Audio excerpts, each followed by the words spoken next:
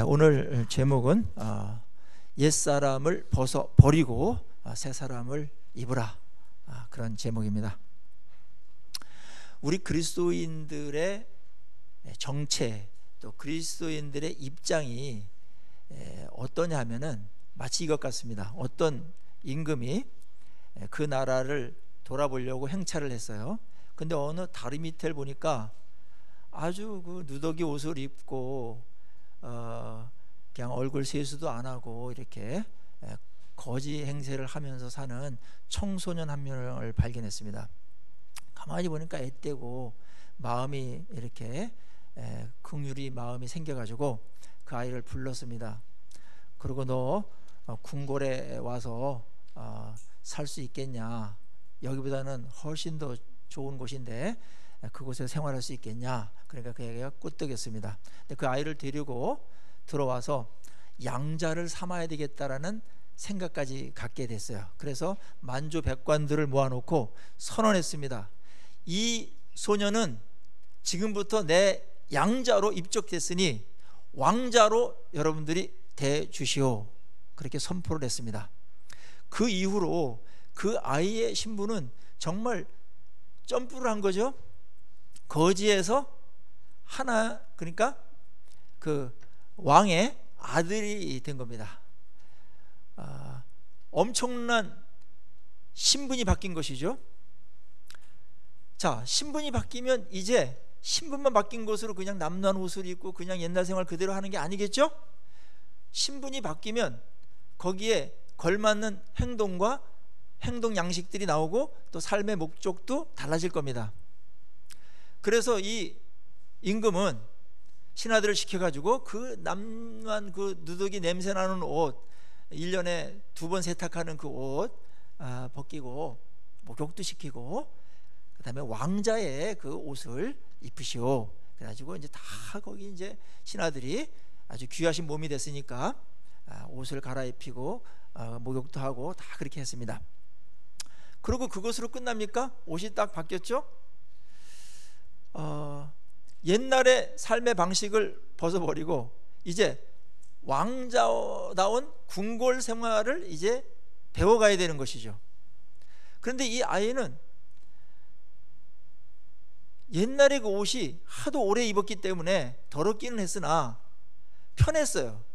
근데 이 왕자의 옷을 입으니까 뭐 맞지도 않고 뭔가 이렇게 자연스럽지도 않고 뭐 달린 건 그렇게 많은지 보기는 뭐 휘황찬란하게 좋은데, 그래가지고 그 옷을 벗고 아침에 다시 다리 밑에 가가지고 거지들하고 막 놀고 그 다음에 그 더러운 물에 세수하고 이런 일을 하려고 했습니다. 그때마다 신하들이 왕자님, 이제 왕자님은 옛날에 그 거지가 아닙니다. 그때 그분이 아닙니다. 왕자는 이제 왕자님이 되셨기 때문에 조금 불편하시더라도 이 옷을 입으시고 그 다음에 궁궐에서 있는 그 예도에 맞게끔 하시고 궁궐의 가르침을 잘 따르셔가지고 왕께서 왕자님을 택하신 그 목적에 부합하는 그런 아름답고 훌륭한 삶을 살도록 그렇게 하셔야 됩니다. 그렇게 말을 했습니다. 그 말은 옳은 것 같으나 불편해가지고 후딱 하면 나가고 싶고 후딱 하면 그 자유롭게 막 뛰어놀던 그것도 생각이 나고 그렇게 할 때마다 신하들이 잡아오고, 그래서 이 왕궁의 생활을 감당해 나가는 그런 소년이 있었다고 그럽니다. 오늘 우리의 신앙생활이 바로 이와 유사하죠. 이와 같아요.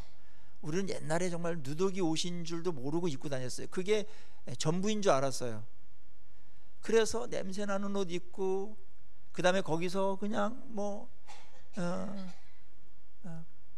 더러운 곳에서 살고 이랬는데 어느 날 하나님께서 우리를 찾아오셨죠.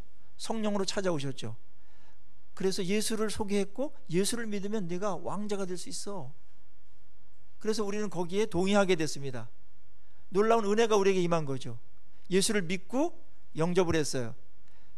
그리고 우리가 신분이 바뀌었기 때문에 궁궐로 데려가서 왕자다운 하나님의 자녀다운 삶을 살도록 요구받고 있고, 그것은 옛날보다는 약간 불편한 점이 없지는 않으나 그거는 가장 존귀한 삶이며 거기에 익숙하게 해야 되고, 그 궁궐에서 요구하는, 그 왕이 요구하는 그 삶을 따라 사는 것만큼 더 복된 것은 없겠죠. 오늘 이 부분을 염두에 두고서 사도 바울은 말하는 겁니다. 옛날의 삶이 우리가 어땠는가에 대해서 먼저 얘기를 해요. 옛날의 삶은 허망했다. 한마디로 말하면 그 인생을 관통하는 모든 것들을 설명해낼 수 있는 특성 하나를 이야기하는데, 17절에 너희는 이방인이 그 마음에 허망한 것으로 행한 같이 행하지 말라. 옛날에 우리가 허망했다라는 거예요. 이 거지아이처럼. 허망한다라는 것은 뭐냐면 무익하다, 조금 더 나가서는 삶의 목표와 목적이 없다, 그겁니다. 의미가 없는 걸 말합니다. 그 유명한 기독교 철학자인 세계적인 복음주의자 거장이었던 프란시스 셰퍼라는 분이 있습니다. 이분이 오늘날 현대 사회의 가장 큰 불행 중에 하나는 절대적인 기준이 없는 것이다, 이렇게 말했어요. 다 상대화시킵니다. 근데 상대화시키면은 편하긴 해요. 그냥 내 입장 내대로 살겠다라는 거예요. 물론 어떤 부분에서는 입장을 고려하고 다양성을 인정하면서 하모니를 이루어가는 게 있습니다. 그러나 인생의 목표라든지 최선의 삶이 어떤 것인지에 대해서는 사람들이 저마다 갖고 있으면 안 되고, 절대적인 기준과 진리와 목표가 있는데 그거를 발견하지 못하니까 사람들은 상대화시키면서 살아가는 겁니다. 그리고 심지어는 상대화시키다 보니까 인생의 목적이 없어요. 결국은 못 찾아요. 계속 미궁 속으로 들어가요. 그래서 60 넘고 70 넘고 세상 떠날 때 이제 떠날 준비를 해야 되는 사람이 나를 찾아서 떠난다. 뭘 지금 떠나면 어떡합니까? 벌써 찾았어야 되지. 자기를 찾아서 떠난데, 자아를 찾아서. 그러니까 하나님이 없으면 인생은 결국은 허망한 것을 따르게 되어 있다. 그 안에 교묘한 말들과 멋지게 보이는 표현들이 있을 수 있어요. 그러나 큰 틀에서 보면은 허망을 뛰어넘지 못합니다. 허망을 해결할 수 없습니다. 그래서 현대인들은 왜 사냐, 인생의 목적이 뭐냐, 이런 굉장히 당연하면서도 중요한 질문, 자기 인생에 대해서 적어도 책임 있는 질문을 하지 않습니다. 서로 불문율로, 그거는 고리타분한 거고 철학자들이나 하는 얘기고, 그거는 그냥 종교인들이나 하는 얘기고, 오늘 먹기 살기 바빠 죽겠는데 무슨 그런 얘기를 하냐, 그렇게들 피해갑니다. 그러나 그럴까요? 그것은 엄청나게 중요한 질문입니다. 왜 그렇게 그들은 피할까요? 무의식 속에 해답이 없기 때문에. 결국 그 질문을 하는 순간 허망해져요. 그것이 너무나 괴로운 거예요. 그래서 피하는 방편으로 그 질문 자체를 거절하고, 그런 질문하는 사람들에게 아이 고리타분한 사람이라고 몰아붙이는 겁니다. 반드시 물어야 돼요. 왜 사는지, 내 인생의 방향은 뭔지, 무엇을 위해서 살아가고 있는지, 무엇을 살아가는 게 인생에서 최선인지. 그건 자기 인생에 대한 성실성에 대한 질문이에요. 이거 안 물으면 어떡합니까? 대통령이 무엇하는 사람인지, 왜 그걸 해야 되는지, 대통령의 목표가 뭔지, 그거 모르면 어떡합니까? 그럼 국가 이상하게 지는 겁니다. 모든 직종의 사람들은, 판사는 판사 나름대로, 경찰은 경찰 나름대로, 또 선생님은 선생님대로 거기에 목적이 있어요. 그 본질을 붙들고 가야 됩니다. 그래야 그것이 제대로 될 수 있는 것이거든요. 그런데 세상은 이 질문을 하지 않기로 합의했어요.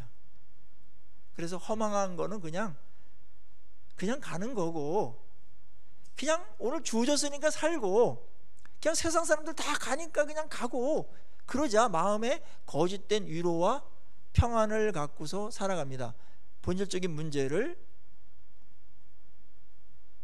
묻지도 아니하고 해답도 모르는 채 어느 택시 기사가 딱 병원 앞에 딱 섰는데 한 분이 딱 택시를 세웠어요. 그래가지고 딱 탔어요. 어디까지 가십니까? 그러니까 빨리 가요. 어디까지 가시냐니까요? 아니 빨리 가요. 나중에 알고 보니까 정신병자야. 어떡합니까? 이게 이제 허망한 거라는 겁니다. 그런데 이 부분이 전 인류의 하나님을 떠난 사람들의 특성이라는 거예요. 누구도 여기서 빠져나올 수 없습니다. 잘못된 삶의 목표를 갖든지 아니면은 모르는 채 그걸 찾으면서 구도자의 마음으로 그렇게 살아가든지 하다가 인생을 다 허비할 수가 있습니다. 이 세상에서 어떠한 분야에서 업적을 이룬 사람들을 우리는 존경합니다. 또 성공했다라고 하고 많이 추앙들 하죠. 학문이든 또 학문도 여러 세계가 있지 않습니까? 그것이 또 어떠한 뭐 스포츠나 예능이나 뭐 이런 데서 업적을 이룬 사람들을 존경해요. 그런데 역대 그런 사람들이 참 역사 속안에 많이 왔다가 사라지지 않았습니까? 근데 그분들이 유언할 기회가 있어가지고 유언을 쓰는 것을 가만히 관찰하면 공통된 분모가 나타나요. 그것은 뭐냐면 인생은 허무하다라는 거예요. 고작 이것을 위해서 내가 인생을 썼단 말인가? 결국 인생은 허무하다. 그건 진솔한 거예요. 그리고 죽음을 앞두고 뭐 허세나 그 다음에 뭐 위선이나 이런 것들을 가질 필요가 없기 때문에 좀 더 진실되게 자기 유언을 썼다고 본다면 그들의 유언은 자기 인생 전체 적어도 성공한 사람, 업적을 엄청나게 이룬 사람의 결론이고 귀결이기 때문에 굉장히 의미가 있는 겁니다. 허물을 꿰뚫고 있다라는 거, 인생이 스스로 해결할 수 없는 문제입니다. 마음에 공허함이 있습니다. 그래서 많은 분들은 이 허무함을 감추기 위해 가지고 어떤 일에 몰두해서 그거를 이루는 것으로 달려가는 그런 열정이 있을 때 행복하니까 그렇게 갑니다. 근데 그것이 이루어져요. 그럼 감사해요. 좋아요. 그래서 어떻게 됐단 말인가? 몇 가지 질문만 더 하면 대답이 없어요. 우리는 어떤 직업이 우리의 목적이 아닙니다. 어디에 올라가는 게 우리의 생의 목적이 아닙니다. 왜냐하면 우리는 거기 있다가 영원히 누리지 못하고 내려와야 되기 때문에, 그리고 퇴직을 해야 되기 때문에, 가운을 벗어야 되기 때문에, 그런 기회가 우리에게 일시적으로 주어진 것이 우리의 삶의 목적이라면 그러면 그거 끝나는 순간 생의 목적도 끝나겠네요. 이런 허무감이 있는 겁니다.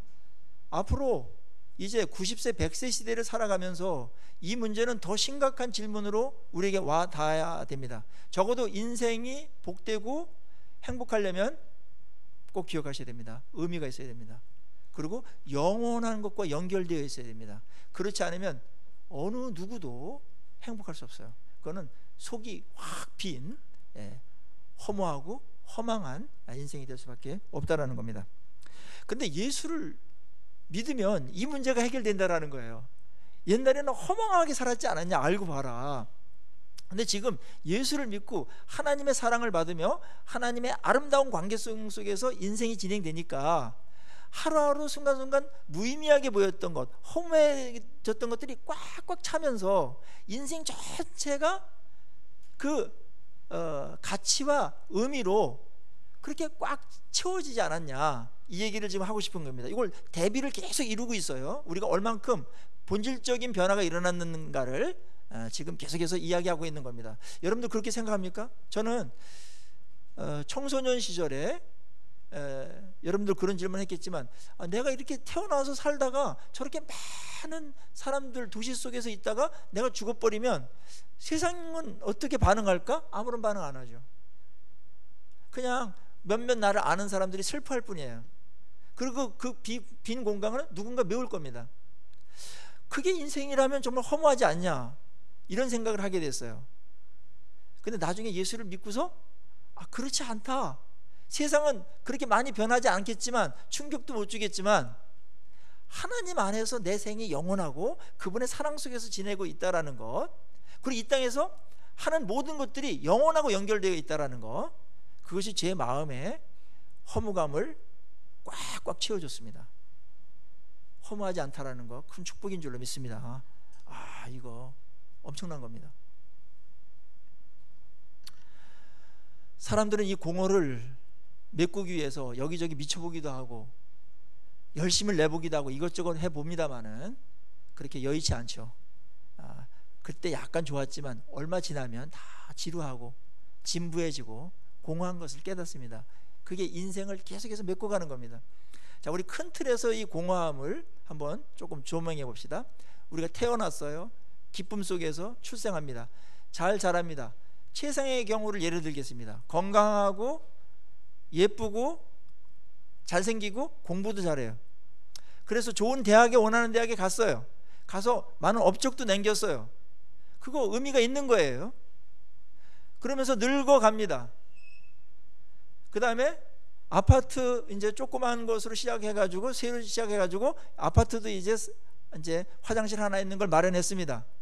그리고 50대 정도 됐을 때 화장실 2개 있는 걸 마련했습니다. 차도 좀 괜찮은 거로 바꿨습니다. 자녀들이 이제 장성을 해가지고 자녀들도 잘 커졌습니다.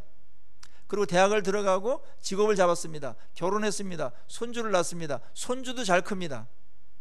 나는 늙어가고 있습니다. 어느 날 나는 세상을 떠나야 됩니다. 그래서요. 그 이유는 뭡니까? 무엇을 위해서 그렇게 했습니까? 그 아이들도, 내 자녀들도 그런 패턴으로 갈 것이고 내가 그렇게 아꼈던 손자들도 그런 패턴으로 갑니다. 나보다 더 잘 될 확률도 그렇게 많지 않아요. 이게 인생이라면 허무한 거죠. 그래서 아이를 열심히 막 키웠던 주부들이 50대가 되면서 이 계몽이 돼요. 계몽. 도대체 내 인생은 뭔가? 내 인생이 뭐야? 애 키우고 이렇게 하고 뒷바라지 하다가 이렇게 늙어가고 그렇게 이뻤던 탱탱했던 얼굴이 이게 우울쭈글해지고 이게 뭐야? 이런 회의를 한두 번씩 느끼죠. 그게 인생이라면 험한 거예요. 그런데 여기에 예수 그리스도를 믿으면서 하나님과의 관계가 정상적으로 이루어지고 그 모든 과정에 하나님의 사랑과 은혜가 들어가면서 똑같은 인생의 패턴을 갈지 모르겠으나 내용은 완전히 다른 거죠. 허망하지 않습니다. 허망한 삶으로부터의 자유, 예수를 믿은 사람의 엄청난 자유고 특권이고 축복인 줄로 믿습니다. 우리는 그렇게 부름받은 자입니다. 허망한 삶을 사는 게 특징인데 어떻게 이렇게 인생이 허망해지고 하나님을 떠나게 되었는가를 굉장히 면밀하게 분석을 해요. 18절 보면 그들의 총명이 어두워지고 그들 가운데 있는 무지함과 그들의 마음이 굳어짐으로 말미암아 하나님의 생명에서 떠나 있도다. 왜 하나님의 생명에서 그들이 떠나게 되었는가? 그게 뭐냐 하면 총명이 어두워졌다라는 거예요. 하나님이 누군지를 몰라요. 영적인 세계를 몰라요. 이게 어두워진 겁니다. 죄가 들어오면서 하나님하고 떨어져 있기 때문에 이거를 알 수가 없어요. 이야기해줘도 몰라요. 그런 세계가 있는지. 그게 무지함입니다. 오늘 그리스도인들의 바람직한 삶에 대해서 사도 바울은 우리의 이 지적인 회복을 이야기하고 있어요. 강조하고 있어요. 우리는 무지하면 안 된다라는 겁니다. 어느 부분에서요? 하나님을 아는 데 있어서. 모든 것의 근원이세요. 모든 것들을 주관하세요. 생사화복은 물론 역사까지, 시간까지 다 주관하세요. 우리의 모든 삶 하나님께서 인도하시고 은혜를 베푸시고 필요한 거 공급하시고 마지막 날 최후의 심판이 있으면서 지구가, 역사가 종말을 맞이하게 되겠죠. 그리고 새로운 완전한 하나님의 통치하는 세계가 이루어지겠죠. 이 지식은 엄청난 지식이에요. 순간순간 다 적용해야 될 일이고 순간순간 우리에게 작용하는 그런 지식들이에요. 근데 이 지식에 대해서 하나님을 떠나 있으면 꽝이라는 거예요. 소경이라는 겁니다. 북한이 그 안에 체제에서만 있는 사람들은 북한이 괜찮은 나라라고 생각하는 사람들도 많이 있다고 그래요. 근데 그들이 이제 SNS라든지 또 외국에 나가보면 눈을 뜨죠. 아, 우리나라 최고 아니네. 이런 세계가 있었네. 그런 것들을 새롭게 보는 것처럼 엄청난 충격으로 보겠죠. 그래서 북한 사람들 많이 왔다 갔다 하는 게 좋아요. 왜냐하면 눈이 열려야 돼요. 거기만 가만히 운물 안에 있으면 착각하면서 속으면서 살아가요. 얼만큼 자신들이 무지한지를 몰라요. 그렇듯이 우리는 이 땅에서의 많은 자기 전공에 대해서는 굉장히 똑똑합니다. 또 깊이 그걸 통찰하고 연구도 하고 그다음에 그렇게 잘 살아낼 수도 있어요. 그런데 영적인 세계에 있어서는 하나님과 관계를 맺지 않은 사람들은 다 소경이라는 겁니다. 그거를 무지다 그렇게 말합니다.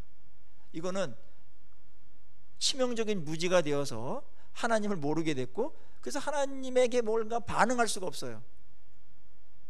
그래서 예수님을 모르고 구원받는 방법도 몰라요. 그래서 인생이 그냥 그저 그런 거야 해서 그냥 도토리 키재기식으로 다 비슷한 패턴으로 이렇게 살아가다 인생을 끝나요. 그래서 허망한 인생이 되는데, 하나님을 알게 된 것, 구원받은 것은 마치 소경이 눈을 어느 날 갑자기 뜬 거와 같습니다. 영적인 것들이 다 보이고, 그 다음에 하나님으로 인해서 이 땅에 펼쳐지는, 나와 이 세계에 펼쳐지는, 역사에 펼쳐지는 것들이 설명이 가능하죠. 그래서 하나님을 경외하는 자가 지혜의 근본이고 지식의 근본이다. 하나님을 알게 됐을 때 눈이 열리기 때문에 그게 실체예요. 소경들은 더듬더듬 알아가지고 이거다 이렇게 할 수 있어요. 그러나 실체가 어떻게 됐으며 그게 어떻게 연루됐는지, 어떻게 결합되어 있는지, 왜 그것이 어떻게 해서 이루어졌는지, 어떤 경과를 통해서 했는지 몰라요. 그거를 무지라고 말하는 겁니다. 이거는 인간의 한계예요. 하나님의 은혜로 영적으로 눈이 뜨지기 전까지는 다 이런 상태에 있다라는 겁니다. 이거는 그때는 몰랐는데 나중에 눈을 떠보니까, 뒤를 돌아보니까 아, 그때 무지했었구나, 그렇게 발견하게 되는 것이죠. 이 무지함이 계속되면 어떻게 되냐면, 여기 나와 있는 마음이 굳어져 버려요. 그래서 자기 세계에 갇혀가지고 그게 전부인 것처럼 생각을 해요. 자기가 생각하는 게 전부인 것처럼 생각해요. 우물안의 개구리처럼. 그래서 그거 갖고 평가하고 판단하고 선택해버려요. 눈이 안 열리니까 그게 전부예요. 그래서 이렇게 성경적인 얘기를 하면, 성경은 팩트인데, 진실인데, 이거 얘기하면 뭐가 그럴까봐 그냥 해보는 소리지 이렇게 느껴져요. 근데 나중에 예수를 믿고서 보면 아, 이거야말로 진실 중에 진실이고 실체 중에 실체이며 본질 중에 본질이네.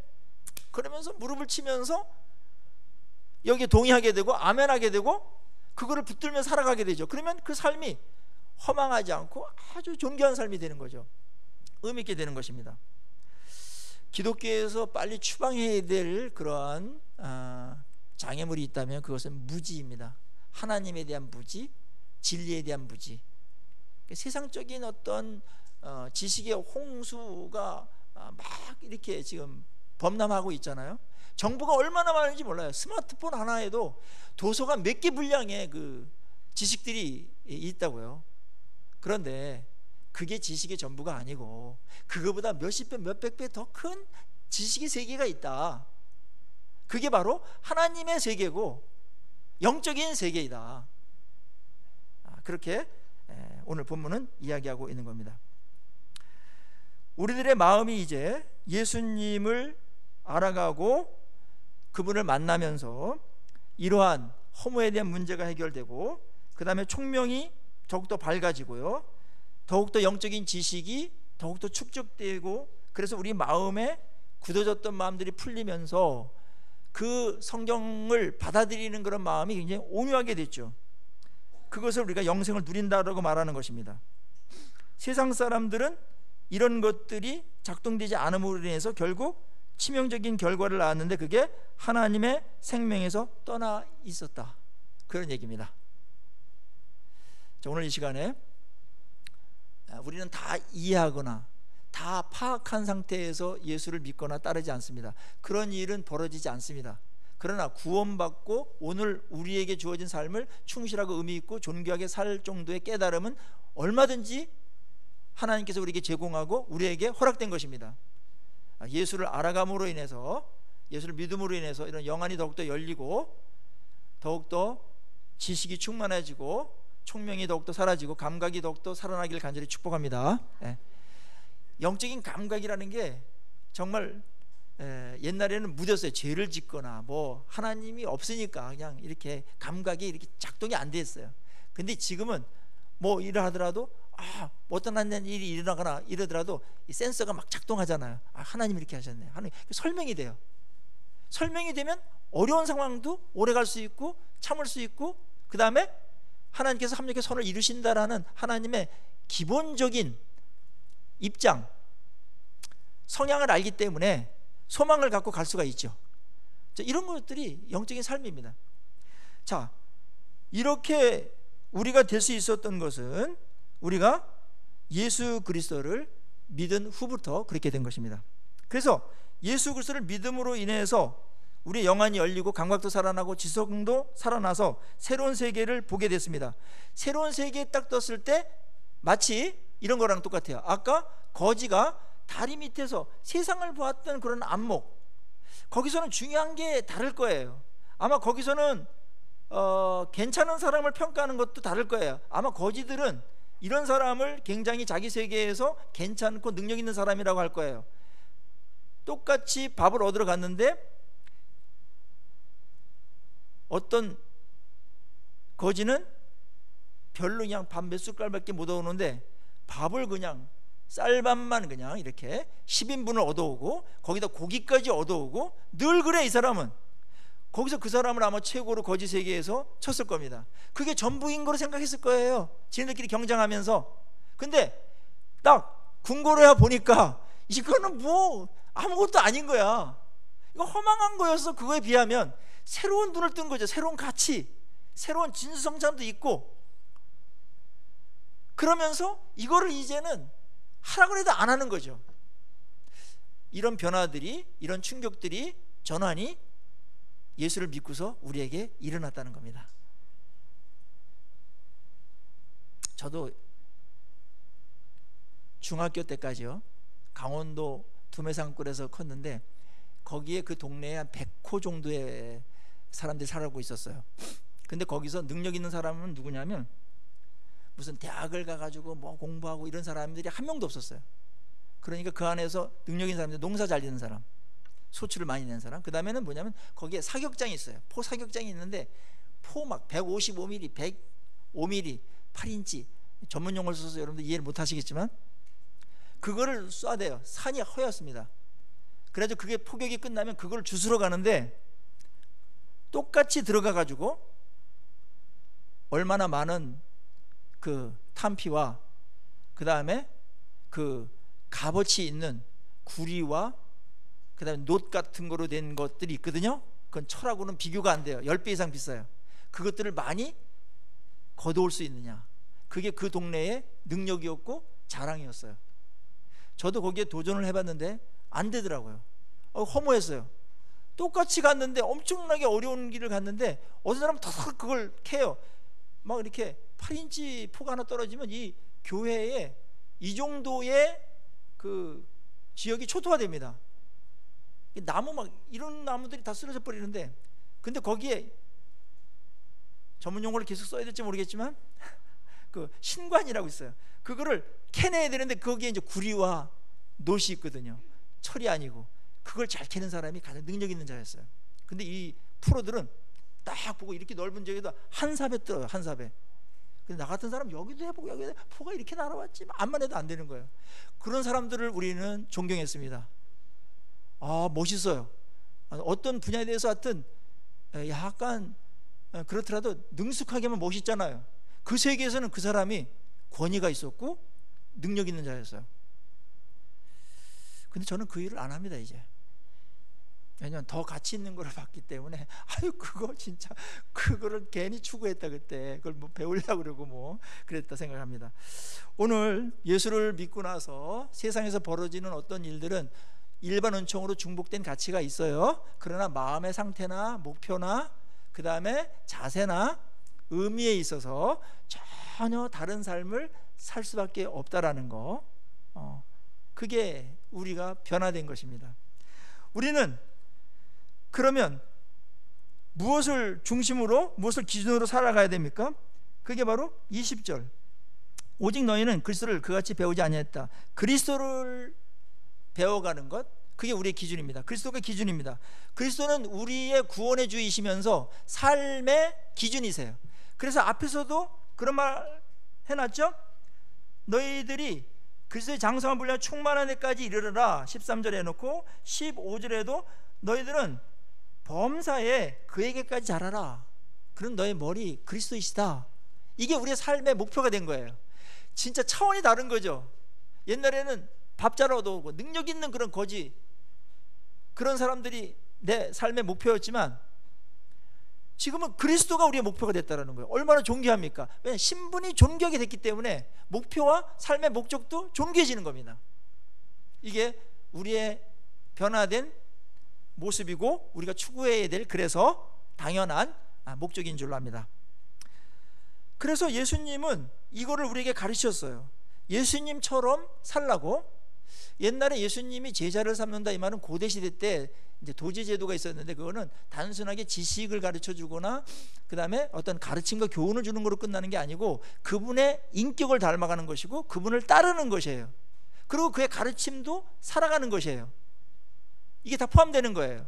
그래서 이제 제자 삼으라는 것은 단순히 공부하는 게 아니고, 공부를 포함합니다만은 그분을 따르고 그분의 인격을 전수받는 거예요. 그분의 삶의 목적을 받는 거예요. 나도 그 길을 가는 거예요. 그게 예수님의 제자가 된다는 것입니다. 이것이 최고의 인생이라는 겁니다. 신분이 바뀌었기 때문에.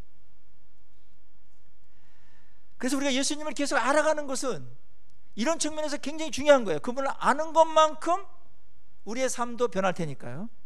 그래서 내 평생의 소원, 예수를 더 알기 원한다는 찬송도 있죠. 그게 우리의 소원이 되기를 간절히 소망합니다. 예수를 알아가는 거 엄청나요. 엄청나게 부유합니다. 최고입니다. 최고의 지식이에요. 그리고 우리가 노력해야 될 게 있는데 22절에 너희는 유혹의 욕심을 따라 썩어져가는 구습을 따르는 옛사람을 벗어버리고 그랬습니다. 옛날에 왕자가 되기 전에 거지가 어떻게 살았냐면은 누더기 삶을 살았죠. 그 삶의 수준이 무엇에 의해서 살아갔어요? 욕심을 따라 살았어요. 모든 인간은 욕심을 따라 살아요. 하나님의 영이 없으면 욕심에 다 지배를 받게 돼 있어요. 그런데 그것은 썩어져 가는 거라는 거예요. 그때뿐이라는 거예요. 그래서 허무하다라는 거예요. 욕심대로 살아가는 것은. 그때는 좋은 것 같으나 지나고 보면 아무것도 아닌 일들이 너무나 많죠. 인생에. 아마 인생의 많은 부분이 그때는 대단한 것 같았는데 지금 보니까 아무것도 아니야. 이게 허망한 건데, 욕심을 따라서 살아갈 때 그렇다는 거예요. 그리스도를 따라가거나 말씀을 따라갔으면 그대로 그냥 축적되는 건데, 남는 게 계속 쌓이는 건데, 영원한 가치를 가지면서 주님도 인정하고 내 삶도 좋아지고 그러는데, 그때뿐인 인생을 살아가는 그런 이제 삶이 되고 만 겁니다. 그게 욕심을 따라 썩어져가는 구습을 따르는 옛사람이라는 거예요. 이걸 벗어버려야 된다는 거예요. 우리 안에 이 욕망에 대한 것이 완전히 제거되지 않았기 때문에 옛날로 회귀하려는 그러한 몸부림들과 그러한 충동들이 수시로 우리 안에 있죠. 그래서 우리가 기도할 때마다 일주일을 돌이켜보면 회개할 게 있죠. 바로 이런 부분이에요. 이런 부분을 넘나들었기 때문에 다시 이 왕자는 거기서 생활해도 충분히 뭐 어떤 게 아름다운 것들이 남고 넘치는데 자꾸 그 다리 밑을 생각하고 다리 밑을 그리워하고 그 더러운 거 그걸 자유라고 생각을 하고 그렇게 글로 가려고 하는 거예요. 거기에 약간의 쾌락이 있을 수 있어요. 거기에 연연해가지고 이 굉장히 가치 있는 것들에 충실하지 못하고 집중하지 못하고 거길 저기서 넘나든다. 그게 그리스도인들의 삶일 수 있습니다. 성경은 이제 전환점이 됐고 신분이 바뀌었기 때문에 그거 벗어버려야 된다 그렇게 말합니다. 이제 왕자의 옷을 입었기 때문에 왕자에 걸맞게 살아야 된다 그렇게 말합니다. 그렇게 삶을 살 수 있는 방법은 뭐냐? 23절에 오직 너희의 심령이 새롭게 되어야 된다. 우리의 심령이 새로워지는 게 먼저다. 그냥 옷만 입힌다고 되는 게 아니다. 옷 속에 있는 그 몸과 심령, 그 몸을 움직이는 그 심령이 새롭게 되어야 된다. 어떻게 해요? 그것은 성령의 역사로, 은혜로 새로워집니다. 그래서 은혜 안에 늘 있어야 돼요. 성령이 우리 안에서 심령을 새롭게 합니다. 심령을 새롭게 하는 것은 여러 가지가 있는데 그 중에 하나가 뭐냐면 성향을 바꿔주는 겁니다. 방향을 보여주는 겁니다. 가치가 뭔가를 알게 해주는 겁니다. 심령이 바뀌는 것은 우리의 가치관이 달라지는 것을 포함합니다. 그래서 무엇이 더 가치가 있는지를 생각을 해서 더 가치가 있는 곳에 집중하도록 하죠. 심령이 변하는 겁니다. 그런 성향을 우리에게 줘요. 옛날엔 그게 없었어요. 우리 안에 예수를 믿으면서 재창조의 현상이 일어났어요. 우리 아이들이 태어나면은 창조된 거잖아요. 그렇듯이 우리 마음속에 예수를 믿음으로 해서 영혼이 재창조되고, 재창조됐기 때문에 생명이니까 어떤 성향이 있겠죠? 소욕이 있겠죠? 그거를 거룩한 소욕, 성령의 소욕이 우리 마음속에 자리 잡게 됐다는 거죠. 그러나 옛날의 그 욕구가 아직도 남아있기 때문에 싸워요.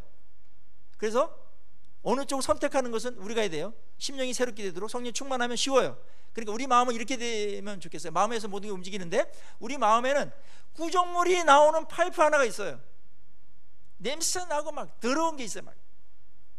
그리고 한쪽에서는 샘물이 막 클클클 넘치는 파이프가 하나 있어요. 두 개가 다 있으면 여러분 어떻게 될까요? 두 개가 다 열려 있으면 더러워져요. 그래서 이 더러운 오물이 나오는 옛사람의 그 파이프를 막으라는 겁니다.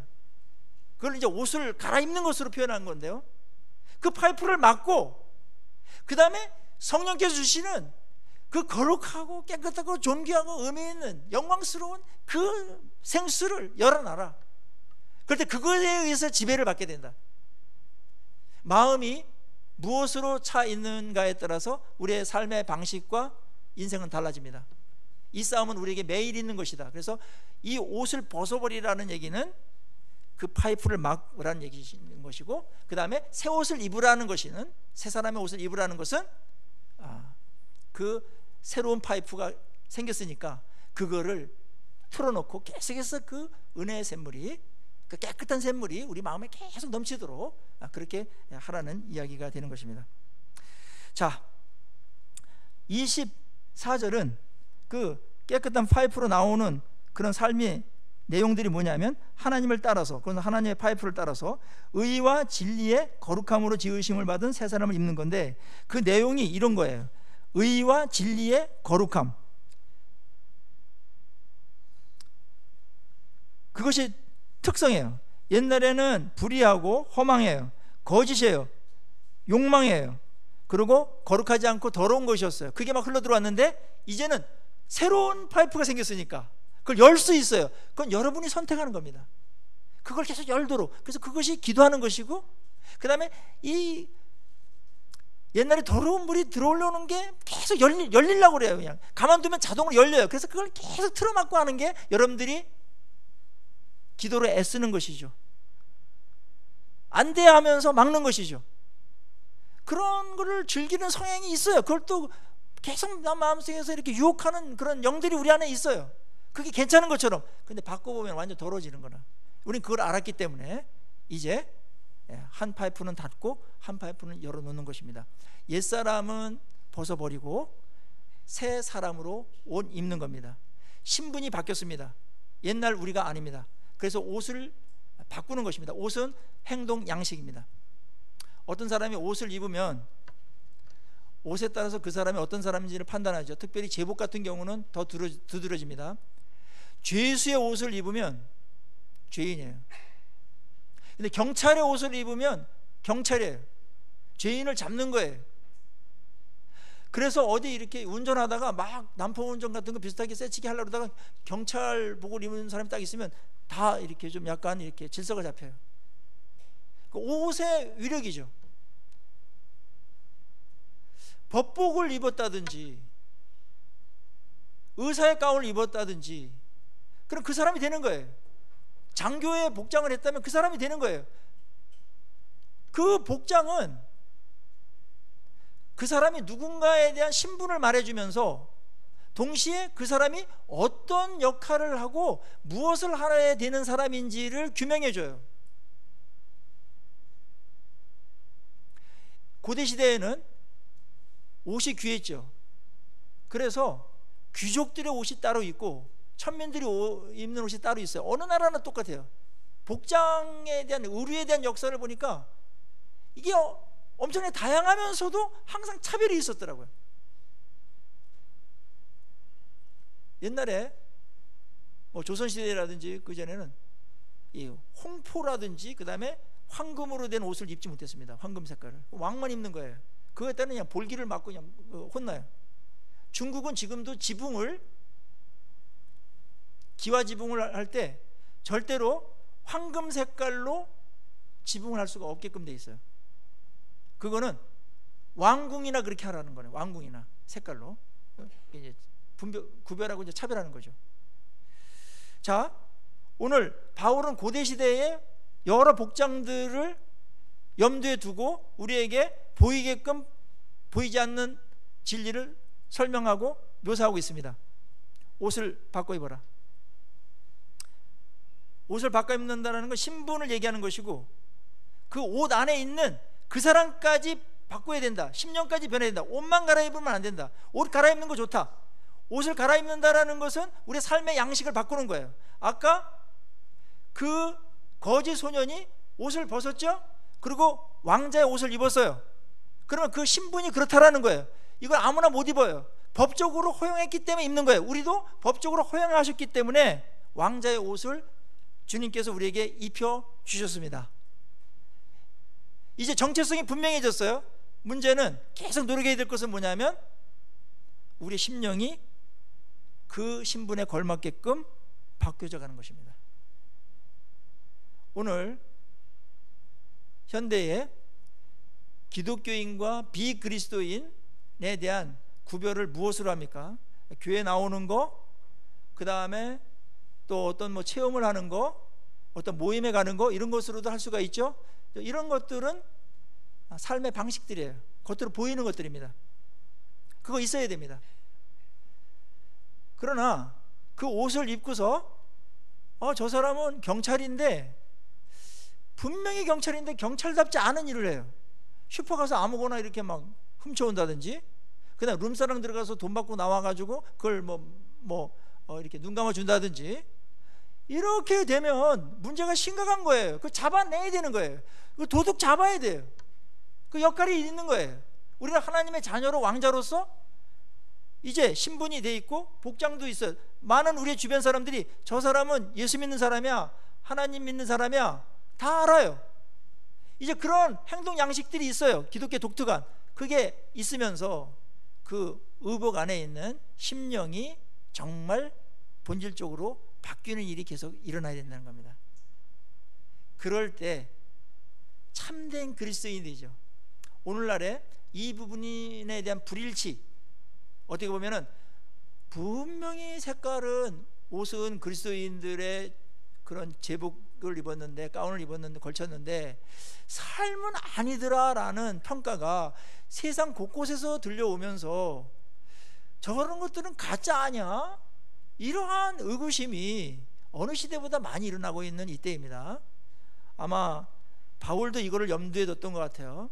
오늘 바울이 이방인과 새롭게 된 이스라엘 백성, 예수를 믿어서 하나님 백성 된 사람들과 아직도 예수를 못 믿는 세상적인 사람들에 대한 분별을 무엇으로 했습니까? 어떤 경험이나 어떤 배움이나 어떤 지식이나 이런 것들도 약간 했지만 그것 갖고 되지 아니하고 심령이 새롭게 되어서 무엇을 추구하는가, 무엇을 가치 있게 여기는가, 그들의 행동 양식은 뭐며 그들의 삶의 이유와 목적은 뭔가, 이것 갖고서 구별하고 있다라는 것은 의미심장합니다. 그래서 어떤 일이 딱 벌어지면 종교끼리도 있잖아요. 어느 종교가 괜찮아 딱 보면 그 사람들이 뭐 종교적으로 뭘 했다, 이거는 그렇게 그들에게는 분별 기준이 아니에요. 우리는 그게 어느 정도 가치가 있어요. 뭐냐, 결국은 어떻게 살았느냐 이거예요. 거기서 어떻게 결정했냐 이거예요. 그것은 기준에 대한 문제입니다. 표준에 대한 문제입니다. 가치에 대한 문제입니다. 이것 갖고 설득력을 가져야 된다. 그게 교인이다. 그럴 때 하나님께서 우리를 불러주신 그런 이유에 부합함으로 인해서 그분도 영화롭게 하면서 또 하나님의 자녀로서 복되고 존귀하게 그렇게 빚어져 가는 줄로 믿습니다. 우리는 옛날에 다리 밑에 있었던 거지였습니다. 누더기 옷 다시 미련 가질 필요 없습니다. 그것을 과감하게 버리시고 매일 목욕하시고 왕자의 옷을 입고 신분에 대한 정체성 분명히 하시고 왕자다운 그런 교육을 받으며 왕자답게 부르신 목적에 맞게끔 그렇게 맞추어가는 존귀한 우리의 인생이 되기를 주의 이름으로 축원합니다. 기도하시겠습니다. 오늘 이 시간에 우리 하나님께서 저를 불러주신 놀라운 신분의 변화, 그 존귀함을 깨닫는 것, 인식하는 것 굉장히 중요합니다. 엄청난 지식입니다. 그거에 대한 인식이, 신분에 대한 인식이 우리 삶을 바꿀 수 있습니다. 하나님 아버지, 제가 하나님의 자녀입니다. 존귀한 자를 불러주신 것 감사합니다. 하나님께서 의도하신 그런 삶을 살기를 또 갈망합니다. 세상에 많은 유혹들이